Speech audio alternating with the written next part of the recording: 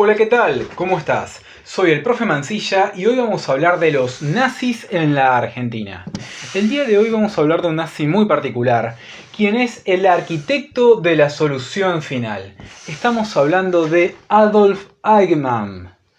¿Qué vamos a hacer hoy? Vamos a hablar primero de quién era Eichmann. En un segundo lugar, de qué manera o cómo fueron sus crímenes. En tercer lugar, vamos a hablar sobre cómo estuvo aquí en la Argentina. Y cuarto, nos haremos la siguiente pregunta. ¿Realmente fue capturado? ¿Quedó libre? Quédate en tu posición. Prepara tu pasaje de barco y agarrá bien fuerte tu tranvía, que empezamos.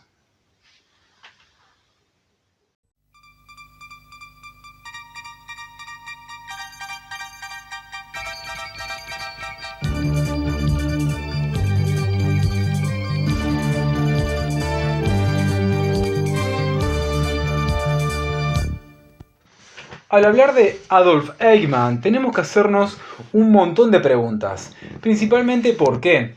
Adolf Eichmann es considerado de alguna u otra forma como el arquitecto de la solución final.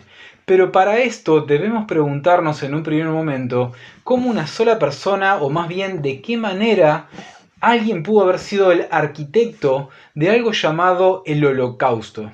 Para eso, ¿qué vamos a hacer primero? Nos vamos a preguntar quién era Adolf Eichmann y vamos a mencionar un poco sobre su biografía. Empecemos.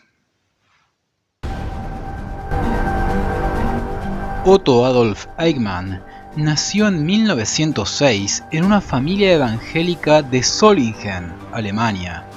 Sus padres fueron Adolf Karl Eichmann, un contador, y María, una ama de casa.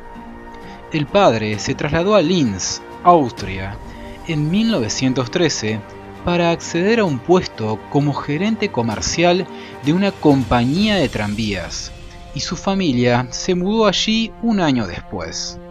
Al morir su madre en 1916, el padre de Eichmann se casó con María Schwarzel, una evangélica devota que ya tenía 2 hijos. Eichmann fue a la escuela estatal secundaria de Linz, el mismo instituto al que el mismísimo Adolf Hitler había asistido 17 años antes. Tocaba el violín y además participó en distintos deportes y clubes, incluyendo un grupo de artesanos y de exploradores o Boy Scouts que incluía a algunos muchachos que eran miembros de varias familias derechistas. Familias que en los años 30 fueron simpatizantes del ascenso de Hitler al poder. Es allí donde Eichmann se enroló a las SS y luego de un año y medio de instrucción militar, fue ascendido al departamento responsable de asuntos judíos, especialmente en la emigración, donde los nazis ejercían violencia y presión económica. Efectivamente, como acabas de ver, Eichmann fue parte, o mejor dicho, formó parte del colegio secundario en donde el mismísimo Adolf Hitler fue alumno. ¿Te imaginas eso? Terrible. Esto no ocurrió en Alemania, dato no menor, ya que ocurrió en Austria, en un momento en que el país formaba parte de lo que se llamaba el Imperio Austrohúngaro y que se había disuelto recientemente. Tanto Alemania como Austria eran, para decirlo de alguna manera, una misma nación. Pero para eso vamos a hablar en otro video. Vamos ahora a lo más importante, que es cuáles fueron los crímenes que tuvo Adolf Eichmann. Pero además de eso nos vamos a preguntar de qué manera o cómo eran llevados o cómo fue realizado ese terrible plan. Al estallar la Segunda Guerra Mundial, el 1 de septiembre de 1939, Eichmann y su equipo agruparon a los judíos en los campos de concentración y los distintos guetos de las ciudades con expectativa de ser trasladados hacia el este o al mar. Pero cuando Alemania inicia la invasión de la Unión Soviética en junio de 1941, cambia la política de emigración hacia directamente el mismísimo exterminio. En 1942, Eichmann participó de la conferencia de Wannsee, donde se planeó la aniquilación de los judíos europeos. Eichmann y los distintos miembros de su personal organizaron la deportación de cientos de miles de judíos de Eslovaquia, Francia, Bélgica y los Países Bajos. La solución final consistió en un proceso por el cual los nazis pasaban desde lo que significó la recepción de esos judíos hasta en un último lugar, que es el exterminio. Para eso existían diferentes líneas, para decirlo de alguna manera, de ensamblaje, como si fuera una solución de carácter casi industrial, para eliminar a una increíble cantidad de personas. ¿Esto cómo ocurrió? Principalmente, en un primer momento, a esas personas se les decía que se les iba a dar un lugar tranquilo donde vivir. Para eso se les pedía que lleven sus joyas, su ropa y todo lo que fuera de valor. A esas personas se las hacía subir en trenes, casi como si fuera ganado. Pero muchas veces esas personas iban convencidas de que se iban a dirigir a un lugar mejor, antes de vivir en los guetos, como ocurría en la Europa ocupada por los nazis. Luego, realizaban algo terrible. Se los llevaba durante días dentro de vagones, hacinados como si fueran vacas o más bien ganado, hasta los campos de concentración. Durante el viaje o el recorrido no tenían ni lugar para poder tomar agua, para hacer sus necesidades, es decir, para ir al baño, o peor aún, para poder respirar un poco de aire fresco dentro de todo ese hacinamiento. Luego ocurría la parte más importante. Los trenes llegaban a los campos de concentración, que en ningún momento se les explicaba a estas personas de qué manera o qué era exactamente lo que estaba ocurriendo.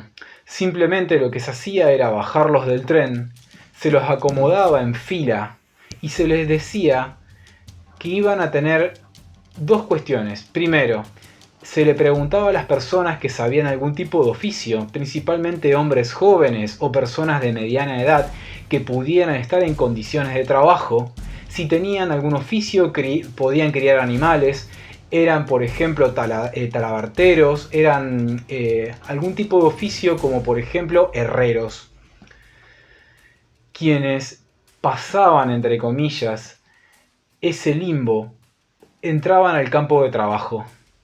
Quienes no, principalmente ancianos, mujeres y niños, se les decía que iban a tomar una ducha caliente porque dentro del campo de concentración había un brote de tifus. Lo que ocurría realmente es indescriptible, pero en pocas palabras, a esas personas se les pedía que se acerquen a las duchas, que en realidad eran lugares muy parecidos a hornos crematorios, pero que estaban disfrazados de graneros. A las personas se les pedía que se saquen los lentes, que se saquen todo tipo de ropa, porque se iban a bañar. En realidad, cuando entraban esas personas hacia adentro de esos galpones o graneros, se los encerraba, se cerraba la puerta con llave como si fuera un cerrojo, y literalmente se los colocaba dentro de una cámara de gas. ¿A través de qué? Dentro de esos galpones había duchas, pero en ningún momento salía agua. Salía gas ciclón B, lo que nosotros popularmente conocemos como el gas mostaza. Aproximadamente 6 millones de personas murieron durante el Holocausto judío.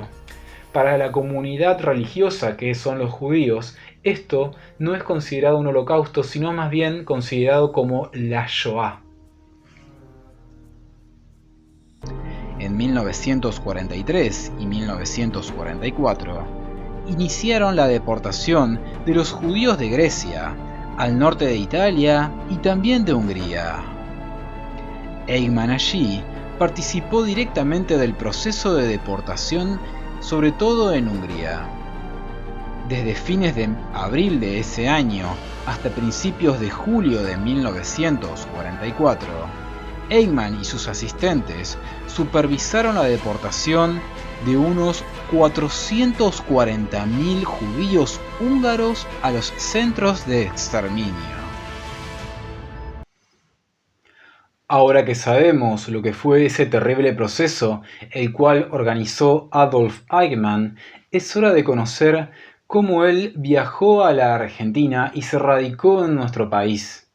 Para eso tenemos que tener en cuenta otros videos que hemos realizado, como por ejemplo el video de parte general, en donde hablamos de las rutas de las ratas, por las cuales Eichmann, Pripke, Mengele y otros autores que hemos trabajado en estos videos pudieron escapar hacia la Argentina.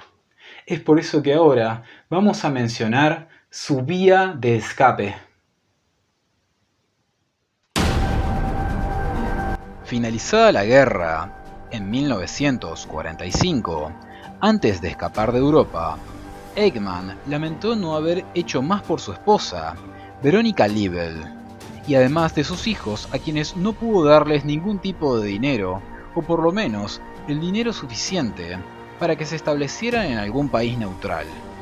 O bien, podría haber negociado algún tipo de depósito de dinero de alguno de sus prisioneros judíos, con los que tenía trato y a cambio de algún tipo de privilegio especial. Pero nada de esto fue así. Antes de escapar a las montañas de Austria, solo le pudo dar a su esposa una cartera llena de uvas y una bolsa de harina. Además, les dejó cápsulas de veneno por si caían ante el poder de los rusos y luego desapareció entre las tinieblas. Con la idea de tener una identidad falsa, a través del cabo Barth de la Luftwaffe, es decir, la Fuerza Aérea Alemana, se entregó a los estadounidenses, quienes no lo reconocieron. Cambió luego por la de un teniente segundo de la CSS y pasó a llamarse Otto Ekman, y dijo haber nacido en Breslau el 19 de marzo de 1905. Hasta 1946, donde estuvo en un campo de prisioneros en la Franconia alemana, de donde escapó y adoptó un nuevo nombre, Otto Henninger. Ya en ese momento, él estaba leyendo en diferentes diarios, los cuales se preguntaban dónde estaba Eichmann. Como desde joven, él se rehusaba a tomar fotografías, tomó muchísimo tiempo identificarlo. Esto fue un dato clave por los cuales las autoridades de los juicios de Nuremberg no podían encontrarlo. Luego, emigró a la Argentina el 15 de julio de 1950, luego de pasar por Austria para visitar a su esposa, quien había asegurado a las autoridades austríacas que se había divorciado de su marido en marzo de 1945, 2 meses antes del fin de la Segunda Guerra Mundial, y 2 años después había solicitado al gobierno austríaco la defunción de su esposo, denunciándolo en favor del interés de sus niños para cobrar una pensión de guerra. Con ello, quería instalar la idea de la muerte de Eichmann para que dejasen de buscarlo. Para la Pascua de 1952, la esposa de Eichmann y sus hijos se habían esfumado de Austria. Esto se pudo saber, ya que extrañamente, ninguno de los 3 hijos había vuelto a la escuela después de las vacaciones. Con documentos falsos, viajó con el nombre de Ricardo Clement desde Génova y además abordó el buque Giovanni C., quien lo trajo a nuestro país. Vivió 3 años en Tucumán y luego se radicó en Olivos, Buenos Aires, donde intentó varios negocios, como una lavandería, luego el corretaje de productos textiles y un criadero de conejos. Tiempo después, ya reunido con su familia, se mudó a una casa de 3 ambientes con un patio donde sembraban verduras en San Fernando, una localidad a las afueras de Buenos Aires, en la calle Garibaldi al 6067, cerca de la ruta 202. Él trabajaba como mecánico electricista de la fábrica Mercedes-Benz de González Catán. Cuando la empresa alemana Mercedes-Benz reabrió sus puertas en 1959, Eichmann se hizo gerente de la planta. Se trataba de una empresa de capitales alemanes y estaba sospechada de estar vinculada a los nazis, o por lo menos fue una de las empresas alemanas que mayor participación tuvo en la guerra con sus distintos vehículos.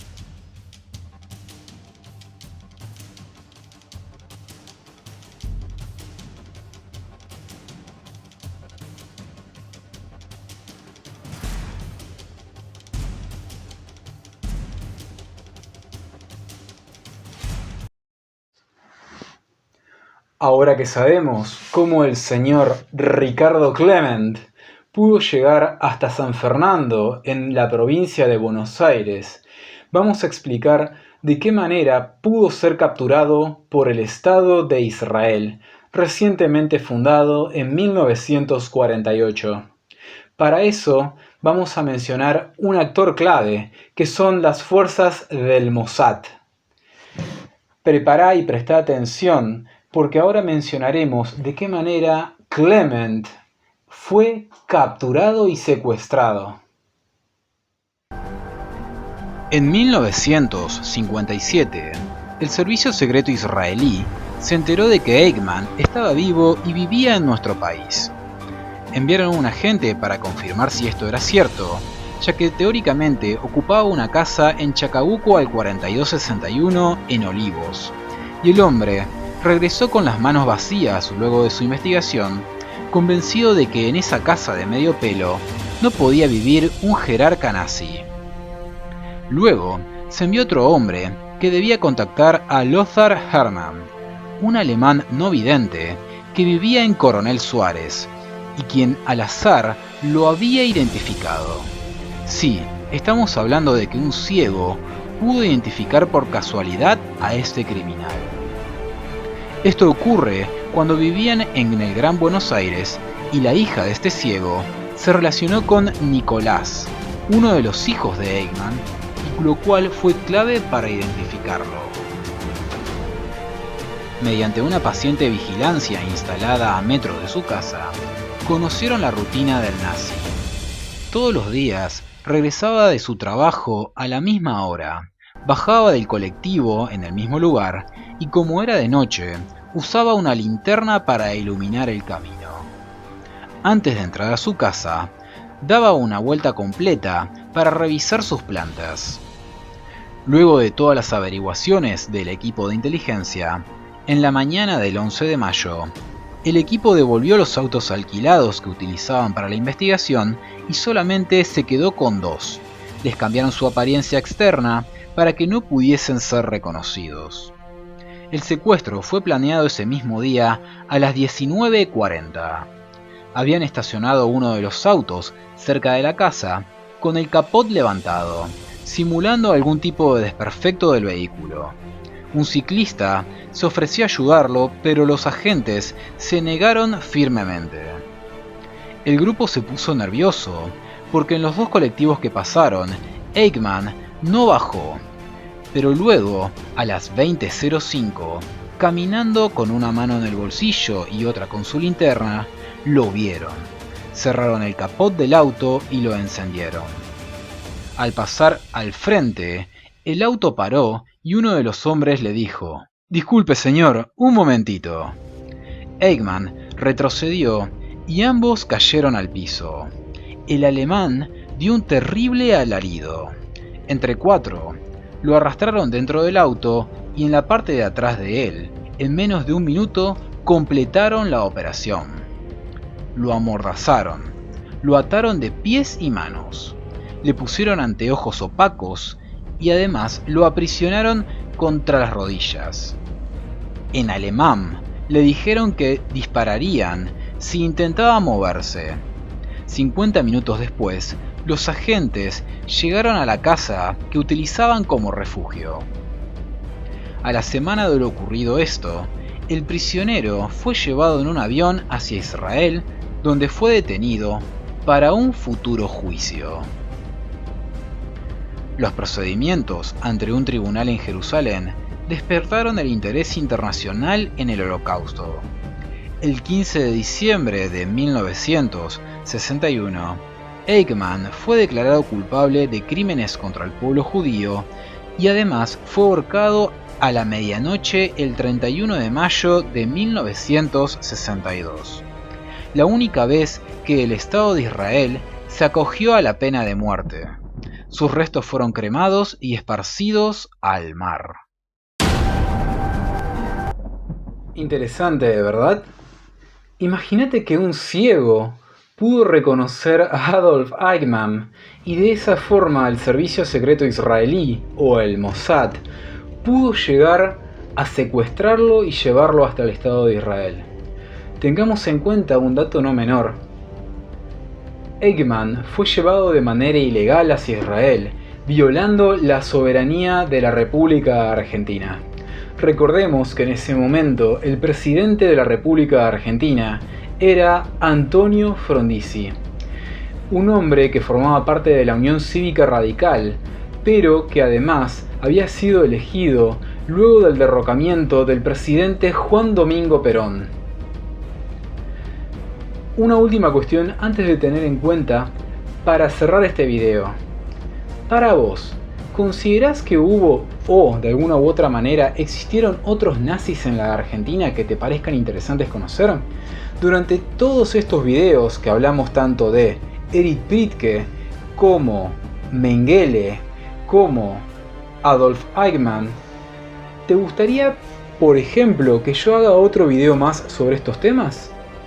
Hay gente que mencionó en su momento de que Adolf Hitler estuvo aquí en la Argentina durante la década de los 50.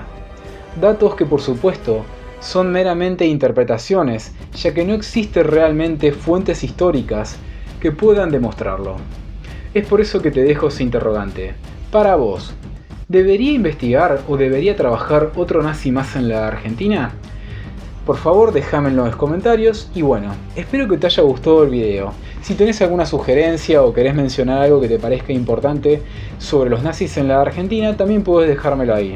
Por último, te pido que te suscribas, le des un like a este video y si querés, toca la campanita para que te pueda avisar de la llegada de unos nuevos videos que estoy haciendo durante este año 2025. Soy el Profe Mancilla, nos vemos en el próximo video. ¡Hasta luego!